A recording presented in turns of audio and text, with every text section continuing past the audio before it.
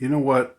I really like Dune, the books, the series, the Frank Herbert books, the six books that make up Frank Herbert's Dune series. Not trilogy, not, but, whatever you call six books. I guess it would just be a sexology. No, that sounds wrong. Just a series. So there's six books, and I'm reading book five right now, which is called Heretics of Dune. And I realize that I'm on the fifth book in the series, and I still kind of only halfway understand this universe that Frank Herbert has crafted, uh, you know, with such complexity. There's so many factions, who are vying for power and vying for control. And for example, There's Chom, which is all capital letters, CHOAM. I don't know what that stands for, and I'm not sure what they do, but they're like heavy hitters. They've been in it from the beginning. And like another thing about this series is, some series, like you say six books. Okay, you'd think how much time elapses between the first book and the last book in the series. You'd think maybe a couple of years, maybe 5 years, maybe 10 years. No, try like 300,000 or 500,000, something like that. A long, long, long time elapses over the course of this entire series.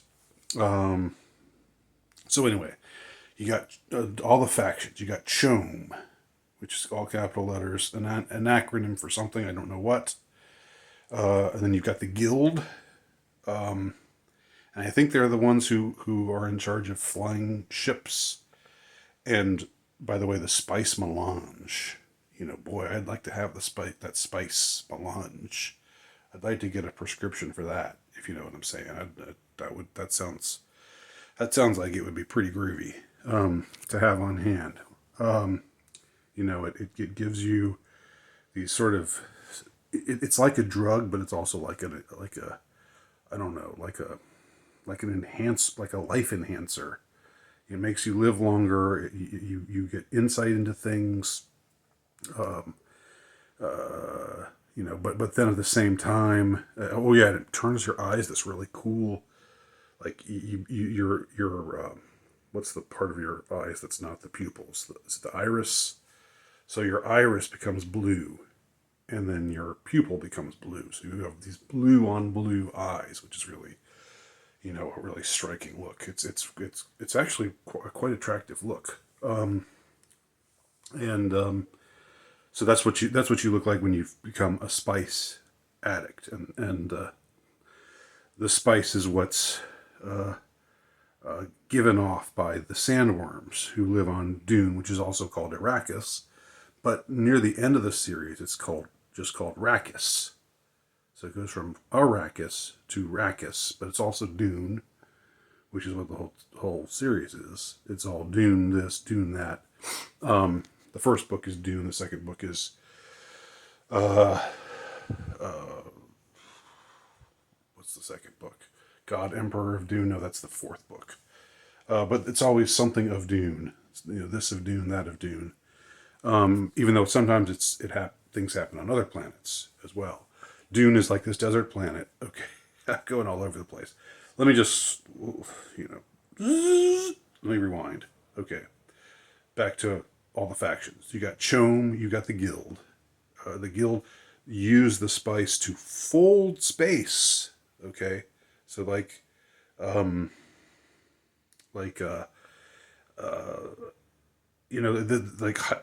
ask, how are you going to make things work? How can people move through space in an efficient way when there's so much distance between the star systems? I mean, that is if the universe is real, and if the flat Earth people are wrong. And Earth's all there is, and space is just this pernicious myth. But let's just put that aside for now. Put that aside, flat earthers, and let's just stick with the thesis of this series.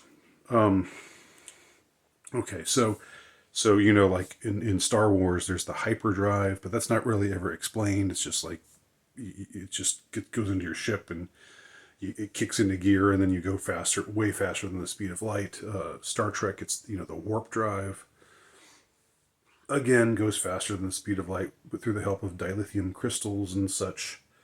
But that doesn't really explain how you're going faster than the speed of light. But when you got the spice, if you're a guild pilot and you got the spice, you're gifted with the spice, then you are able to fold space, and so you go, in an instantaneous move. It doesn't take very long. Instantaneously, you go from one place to another place on the other side of the galaxy, just through the help of the spice. That's what the spice does for people. So you got what are some of the other factions? You got the IX people, and they have like people who are called face dancers, and I don't really understand that well what the face dancers do, but it's pretty cool. I think they like morph into things, or that if they touch you, then they can become you. But I don't know why they're called dancers. And then there's the fish speakers, but I don't know why they're called fish speakers. And I've read, again, I'm on book 5 of the 6 books in this series, and there's just lots of stuff I still don't exactly get. But I'm not complaining. It's fascinating. It's my it's my ignorance. I think it's that I'm just not. I don't have the sophistication to know or to understand all the stuff that's going on. I mean, I halfway understand. I understand enough of it to read it and say, oh, okay, I kind of see what happened there. I kind of see what the plot was. So then you have the oh, who are those witches? The Bene Gesserit. The Bene Gesserit. All right, and these are these broads. They're all female, although they have men sometimes working for them. But the whole hierarchy of it is female. What are they? They're kind of like a cult. They're kind of a cult. They're really obsessed with genetics, and they kind of want to control the universe, and they're always hatching these plans to create, through like to get this person to mate with that person, and one of their reverend mothers, which makes them sound kind of like nuns, and they are kind of like nuns, but they also have sex sometimes, but usually just for the purpose of getting the sperm from this one person who will then have a child that will have the right kind of genetics to be a savior of a planet or something, and they want that child to mate with this other child. So they're really obsessed with they're eugenicists. I mean, to the core. So some of y'all out there, some of y'all eugenics types would really be into the Bene Gesserit people, and they're because they're women, and they're powerful. So they're kind of feminist, but they're also, they're not really like, they don't bitch about the patriarchy and do all the kind of things that the feminists in our world do. They're cooler. They're cooler feminists than that. And I picture them as kind of being, sometimes being kind of hot, kind of exotically hot, in these sort of nun-like, wearing this kind of nun-like gear, or costumes, or clothing or whatever. So that's the Bene Gesserit. They're also players on the scene. But the Ix create what are called gulas. Gulas are like clones, but they're not clones. A gula is, well, it takes like the genetics of a person and it creates that person again. So he grows up, not really knowing who he is, and then later that gets imprinted on him through the help of a Bene Gesserit, sort of mentor who acts as his mother at some point, and then it's implied at some point further on will kind of be his lover, and so there's like all this kind of semi kinky stuff, but it mostly just gets hinted at. It's classy, This isn't space porn. It's classy. So this the more sort of racy stuff just more just sort of gets hinted at. But Frank Herbert he's too much of a class act to really fixate on that stuff. And so you got this gula. So like it seemed as though if you read or saw any of the various movies of Dune, you could be forgiven for thinking that Paul Paul Atreides, or as he comes to be known as Maudib, or as he also comes to be known, the Kwisatz Haderach. You might think that he's the main character of the series, but really, no, not so much. He's the main character of the first book and kind of the second book, and he's a little bit in the third book. But the character who keeps turning up over and over and over again is this guy named Duncan Idaho. Now, think of that. Think of how ballsy Herbert is as an author. Like, it's hundreds of thousands of years in the future, and it's this incredibly complex universe with all these different power factions, only some of which I've summarized so far. And yet you create a character named Duncan Idaho. I mean, that's like, like it almost seems corny, but it's so cool that he would just have the guts to create a character with a name like that, like Duncan Idaho, which sounds more like I don't know, kind of sounds like a cowboy in the Old West or something. But no, he's like how would you describe him? He's just like this warrior guy, this really tough badass warrior guy who had this really terrible upbringing because he was abused by the Harkonnens, who I think are supposedly the Harkonnens. So Harkonnen. I've heard it both ways, but it seems like lately the trend has been to call them the Harkonnens.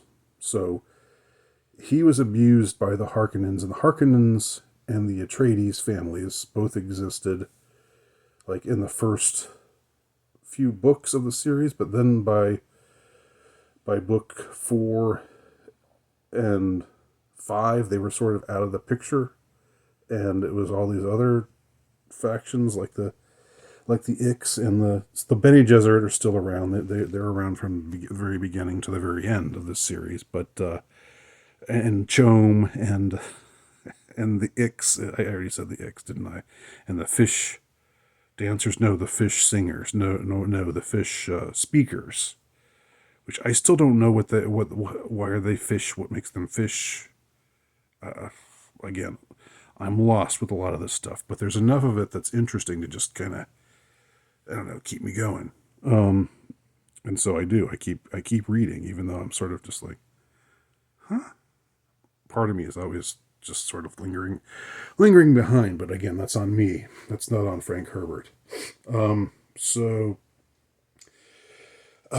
let's see, what else is there to say? Oh, so Duncan Idaho keeps coming back over and over and over again, and it's like a clone of himself, but it's not a clone. He's not a clone. He's called a Ghoula, Ghoula, and the only people in the universe. And by the way, the universe is all people, right? There are no aliens in the Frank Herbert Dune universe. And there's no computers. in the Frank Herbert Dune universe.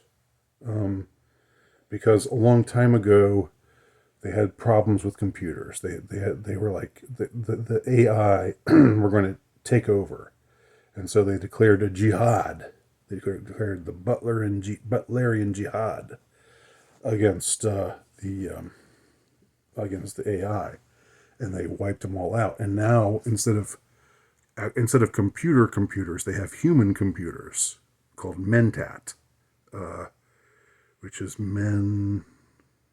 I don't know what it's like, a shortening of something, or it sounds like it is, but I don't know. I can't think of what the shortening of what two words or more it's shortening. But in any case, a mentat is a human computer, somebody who just like a walking encyclopedia. I take it they still have encyclopedias like in book form, but just not in not in machine form.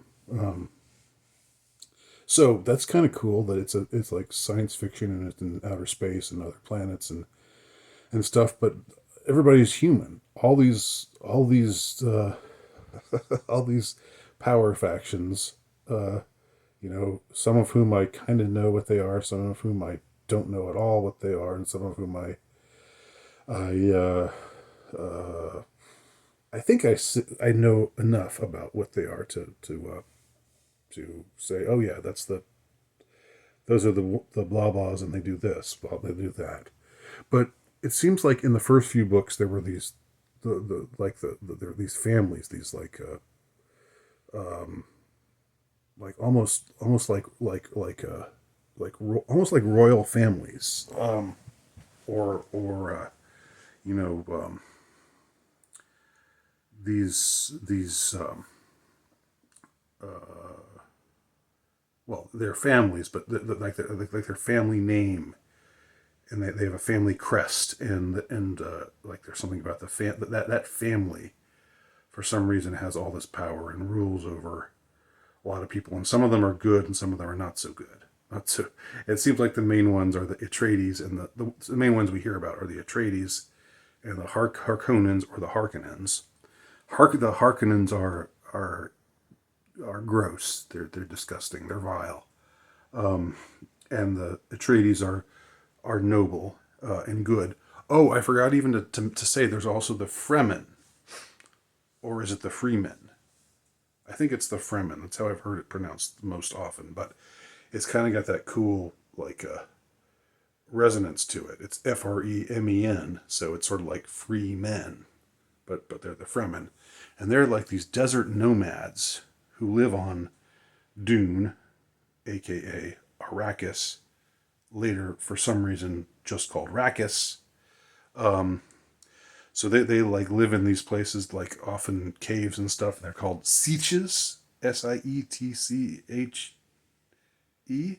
No, Sietsch. I still don't know if I've spelled that right. And I don't know if that was a word that was created for this universe, or if that's a word that actually exists in English. But that's kind of cool. So let's see, what else can I say about the Dune universe. So this spice seems to be the thing that that's like the gold. That's like that's something. Even though it's something you ingest, and it's you take it into your body, and you go on. It takes you places in your mind, and you go, ooh, trippy. And it also improves your health and gives you insight into things. But it's also like a currency for barter. So whoever controls the spice, they've got a lot of power in this universe. And let's see. I'm feeling a little tired just talking about this whole Dune thing, like the whole universe of Dune, and what's all involved with it. just I just wonder if anybody else out there feels the same way I do. I know this book has a huge number of fans, and I guess I'm kind of one of them. I mean, I think it's pretty cool. And I'm not just saying that. I'm not. That's not just a bit. I'm not. That's not shtick. I really do think that, but at the same time, I kind of don't know really what's going on a lot of the time when I'm reading these books. Um, so there's the sandworms, and they are worshipped as God, as by a lot of people, and sort of by the Fremen, who I don't know if the Fremen even exist later on. Like all of these families and like tribes that were there very prominently in the early books. By the time book 5 rolls around, I'm on book 5 right now. I haven't read book 6 yet. But by the time book 5 rolls around, the Atreides aren't really there anymore. I mean, there's like traces of their DNA. There's traces of their genes, which the Bene Gesserit, want to capture um, um, and preserve and carry forth for their good properties. There were the Harkonnens, which don't seem to be preserved, and it's nobody would want to preserve them because they're gross and evil. So good riddance. But then the Fremen also just kind of, I mean, what happens to them? Really, they're sort of not really around anymore by the time the last book rolls around. But something else that's cool, and I know this is all over the place, but something else that's cool is like these what's called a still suit. This is what you put on if you're walking out into the desert on Arrakis or Dune, or in the later book Rakis. You put on the still suit, and it's like it helps preserve all the water in your body, so you can drink the water that's naturally the water in your body gets recycled, not just your urine, but like your sweat and other stuff, I guess. Which is gross, which sounds gross, but it's also pretty cool. Okay, and like it keeps you alive.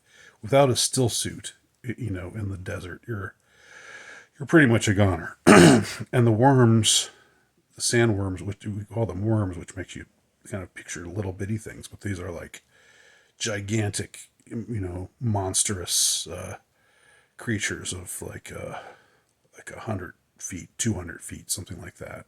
Maybe even bigger than that. I don't really know. Some of them are bigger than some of them are a little smaller, but they're the ones who produce the spice. And they're thought of as gods by some. I don't really know why. Like, but I should also say that in one book, Leto the second, who is one of the twin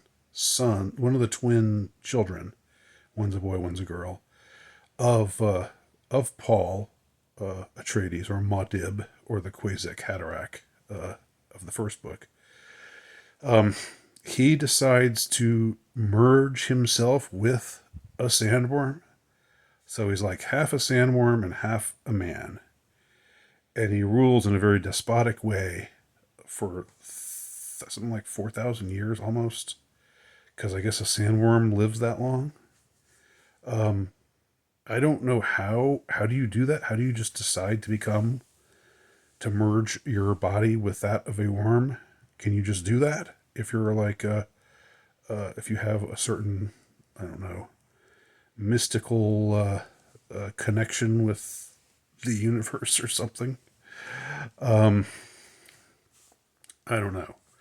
But what's interesting? I'll just finish up with this thought. What really gets interesting is Duncan Idaho. He turns up in the first book, and then he gets killed.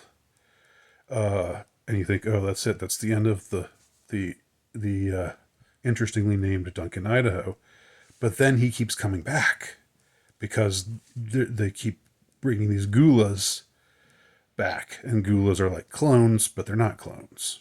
But it's not really. I don't really understand how they're different. I guess clones are manufactured in a lab. A gula is more, seems like, organically brought about. So he keeps coming back. He's sort of like the main character. He's sort of like the thread that holds everything together. Like in all, like from from uh, from the time of the first book, Dune, to the time of, well, now the fifth book, where they're bringing him back again after bringing him back in like the second, third, and fourth books. Like he keeps coming back over and over, and he has this memory of his former lives every time. I don't know what makes him so special. I mean, he's like really cool. He's a badass. Great warrior and stuff. But I'm not sure exactly what it is about him. But nevertheless, there you go. Let's see. And I think that's about it.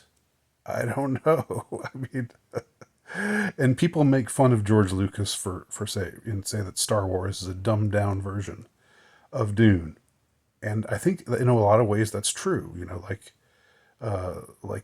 Tatooine is a lot like Arrakis. It's like a desert planet, moisture farming and stuff like that going on, and there's the same kind of mysticism, that you have in Dune, but in a more distilled form with the Force and stuff.